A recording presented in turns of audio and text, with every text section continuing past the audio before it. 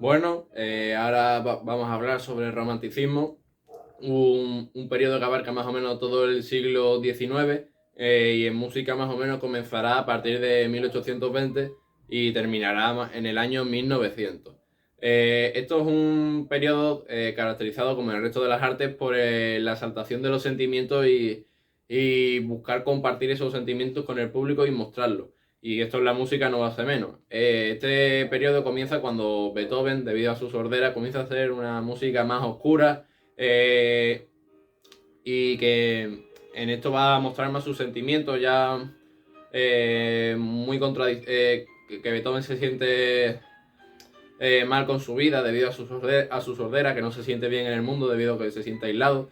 Y con estas ideales, todos los compositores que van a pasar, por lo menos en la primera mitad del siglo XIX, van a llevar esta idea. Este es un periodo también donde se va a tener una idealización de todo lo del pasado. Y en esta época, compositores como Felix Mendelssohn van a rescatar obras de compositores del barroco o de épocas anteriores. Por ejemplo, como he dicho, Mendelssohn va a recuperar la Pasión según San Mateo de Bach, que había quedado casi en el olvido. Y bueno, este periodo sí, se sigue desarrollando sobre todo en Alemania y en Viena, siguiendo con la escuela que había dejado Haydn, Mozart y Beethoven. Y bueno, este romanticismo pleno, de la escuela alemana y de Viena se dará en la primera mitad. Veremos que a partir de la segunda mitad sucederá lo contrario.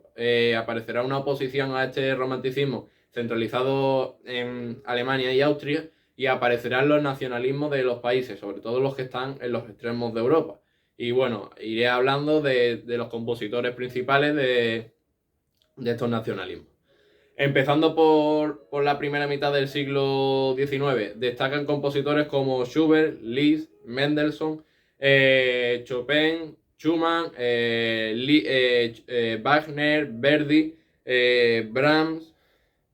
Y bueno, estos compositores seguirán manteniendo esta estética del romanticismo, de buscar expresar sus sentimientos y de mostrar tal cual ellos se sienten. Eh, Esta música de romanticismo se va a caracterizar sobre todo por algo contrario a lo que se venía dando en el clasicismo. Una música más compleja, con unas armonías más difíciles, más no tan simples como eran en el clasicismo. Y ahora se va a buscar lo contrario, se va a buscar un arte más subjetivo, más que le guste, más que buscarle al público, sino que el autor se pueda expresar. Y bueno, todos estos compositores se van a ir desarrollando en la primera mitad del siglo XIX, y los dos géneros que van a destacar en esta época van a ser la sinfonía, donde, donde más o menos se va a seguir el modelo del clasicismo con estos cuatro movimientos. Y también va a destacar la ópera, donde autores, por ejemplo, como Verdi, el gran autor de la ópera del siglo XIX, va a hacer óperas como Nabucco o La Traviata, que van a ser muy famosas en esta época. Y luego llegará Wagner, que romperá con su drama musical, que va a ser algo similar a la ópera, pero con varias características propias, como una larga duración y por ejemplo, Wagner va a introducir la técnica del leitmotiv, una música arraigada a un personaje de estas óperas. Y bueno, vamos a entrar ahora en la música de la segunda mitad del siglo XIX, donde, como he dicho, se van a dar los nacionalismos, una oposición a esta escuela de Viena y Austria, y que se va a desarrollar en los países europeos más hacia los extremos. Por ejemplo, uno de los más conocidos es el nacionalismo ruso, donde van a destacar compositores como Glinka, que va a ser el que inicie este movimiento nacionalista. Los que lo van a extender, que va a ser el grupo de los cinco, formado por autores conocidos como Rimsky-Korsakov, César Cui, Borodin y más compositores. Y la gran figura de este nacionalismo va a ser Tchaikovsky, que por ejemplo con su Val de las Flores, o la danza del Hada de Azúcar, se va a ser bastante conocido y va a ser quien expanda este nacionalismo ruso por el resto de Europa. Y a Tchaikovsky le va a pasar que fuera de Rusia va a ser conocido como el ruso y dentro de Rusia va a ser conocido como el europeo. Le va a pasar esto cada vez que esté en Rusia o en Europa.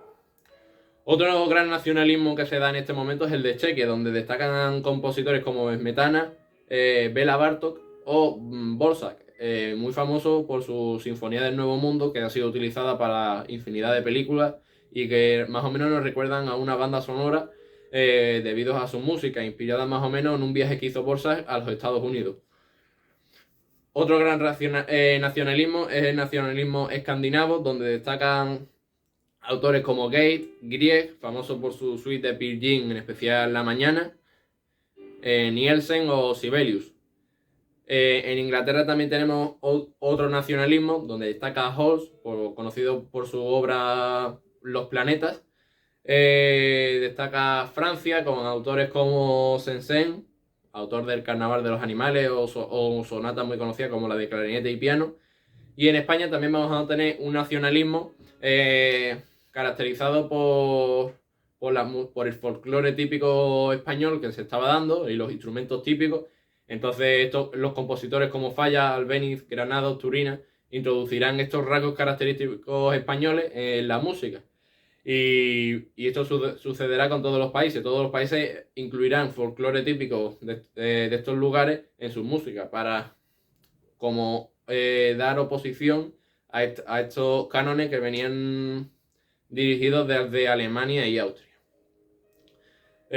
Bueno, otro rasgo muy característico de esta música del romanticismo en general es la creación de la música programática, que se va a dar tanto en la primera mitad como en la segunda mitad, que va a ser una música descriptiva con la que los compositores van a querer, aparte de describir sus emociones, describir un lugar, un sitio, y que se va a hacer bastante conocida. En esto, por ejemplo, lo podemos encontrar en la Sinfonía Heroica de Beethoven, donde va a ser una sinfonía que en su origen iba a estar hecha para Napoleón y se iba a llamar la Sinfonía Bonaparte, pero debido a las diferencias entre Beethoven y Napoleón que surgieron al final de su vida, decidió llamarle la Heroica y va a ser programática porque va a representar esta vida de Napoleón y sus batallas.